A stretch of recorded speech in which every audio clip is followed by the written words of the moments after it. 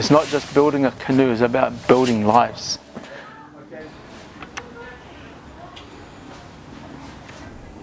How do we lash our canoe together as a community, that we may sail as a community together and work together as different cultures?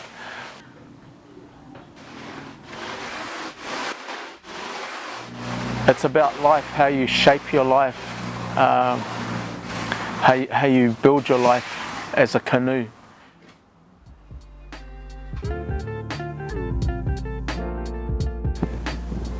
My name is John Miski. I'm a Samoan Tokalauan. Granddad brought me here when I was 6 years old, so I was raised up by my grandparents here in Porirua. It was a lot of fun growing up here in Porirua. We did lots of things as kids. We went all over the place. We walked everywhere and it didn't seem to be a problem.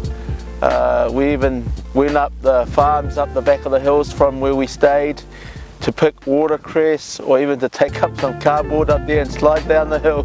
It's an absolutely good place to grow up. I went to Samoa in 2008 around Christmas. I got to meet someone who was involved with a canoe project that was about to happen or take place. And so my involvement with the voyage began from there. And so when the canoes were built, there were 7 of them that were built. I was on the Samoan canoe, and with that we sailed around on the Te Mana o Te Moana on those canoes. And at that moment I came to realize that everything that I was fascinated about with voyaging as a kid is about to happen.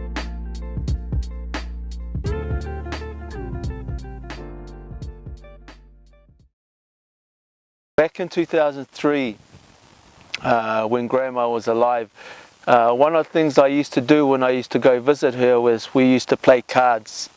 We played cards a lot every time I called in to see her. And it was one of those visits that Grandma said she wished she had some money. And as we were playing cards, I asked her what was the money for. And Grandma said that she wanted to donate to the Bible translation, the Tokelau Bible translation, to which at the time she was involved with. And without blinking an eye, I said to Grandma, "Grandma, don't worry, I got us an idea. I'm going to go build a canoe. I'm going to go to Auckland and sail it down. And whatever money I collect on the way down, that's going to be your money for the translation." That's how this project came about. That's where I made that promise to Grandma that I would do this.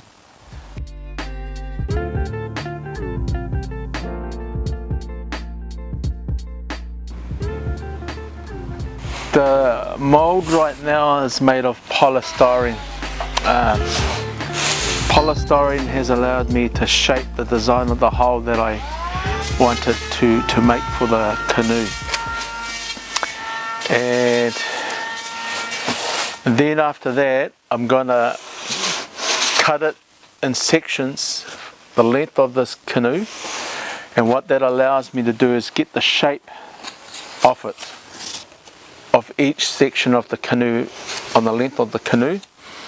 And for an example, this is a shape looking end on. If I was to cut it, this will probably be closer to the stern.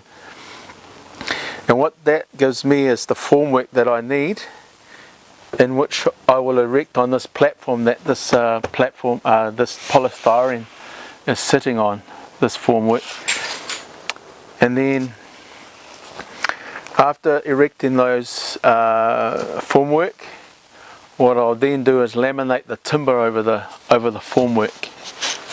And it's just a process of gluing the edges, tapering the edges up so that it meets into a nice join like that as it goes down the hull on either side.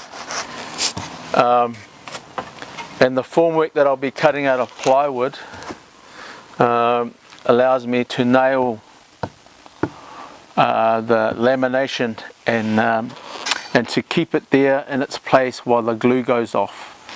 When the glue goes off and it's dry enough, I'll just remove all the nails that's on all the timber holding all the lamination work down, and then the idea is to just lift the hull of the canoe off this formwork, and then you have a hull to work with. Now I'm going to put a bit of plastic over the edge of this plywood formwork on all of the pieces. The idea behind that is that so any glue that passes through the joint when I'm gluing it doesn't actually stick onto the formwork, so it allows for easy lifting, so to speak, to lift straight off. So that's my process of this lamination formwork for the canoe. To make this canoe a reality in terms of material, I would need fiberglass and the resin that goes with it. I would need a 2-pot sealer to seal the wood, the timber. I would need rope for lashing and rigging. The project would also need a sail. So with the sail comes sheet lines and masts and boom, the cross beams, the yako and the ama, to make this canoe a reality. Yeah.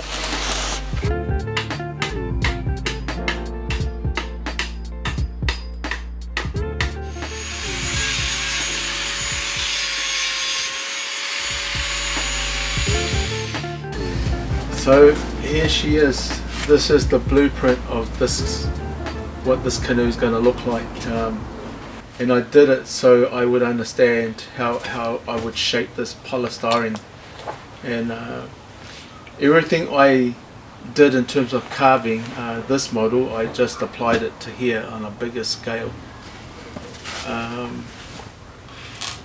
So this is it. This is what the canoe is going to look like when I'm done.